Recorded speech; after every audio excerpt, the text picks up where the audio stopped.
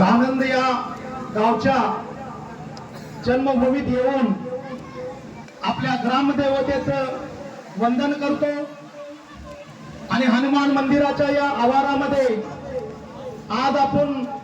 इतक्या मोठ्या संख्येने जनसमुदाय एकत्रित झालाय त्याबद्दल मी मनापासून आभार व्यक्त करतो। आज आपला आनंदाचा कार्यक्रम आहे। आपल्या गावचे सुपुत्र आणि आमच्या अखिल भारतीय मराठी व्यापारी असोसिएशनचे मध्य प्रदेश राज्याचे कोषाध्यक्ष नंदकुमार भाऊ धंजे यांचा 50वा जन्मदिवस आज आपण मोठ्या थाटामाटात साजरा केलेला आहे। मंचावरती सर्व आमचे आदरणीय वडीलधारी सर्वांची मी नावं घेत बसत नाही, वेळ कमी आहे आणि पावसाचं वातावरण असल्यामुळे आपल्या भागाचे विद्यमान आमदार माननीय गोपीचंद पडळकर साहेब, नंदकुमार झंडे साहेब,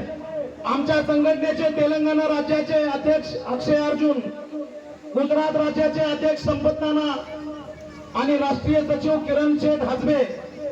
आणि मध्य प्रदेशहून आलेले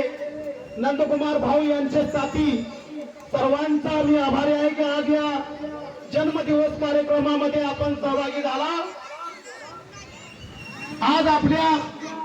वडीलधाऱ्या आणि युवा पिढीच्या या लोकांना, आपल्या गावातील प्रतिष्ठित लोकांना माझं एवढंच सांगणं आहे,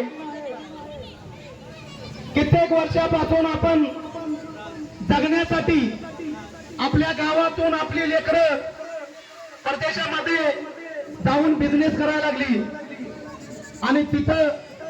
अनेक प्रकारचे संकट आले, अनेक प्रकारचे कष्ट केले आणि तिथून पैसा कमवून आपापल्या गावाच्या जमिनीमध्ये लावला। कारण आपण इथे जन्म घेतलेला आहे आणि ते जन्मदात्या मातीचं आपण काहीतरी देणं लागतो। त्यासाठी आमचा दुकानदार, छोटा मोठा गलाई बांधव आपल्या गावाला विसरलेला नाही, आपल्या जनतेला विसरलेला नाही, गावातल्या वडीलधाऱ्या लोकांना विसरलेला नाही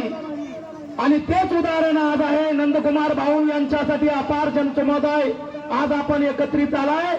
सर्वांनी जोरदार टाळ्यांनी नंदकुमार भाऊचा जन्मदिन साजरा केला,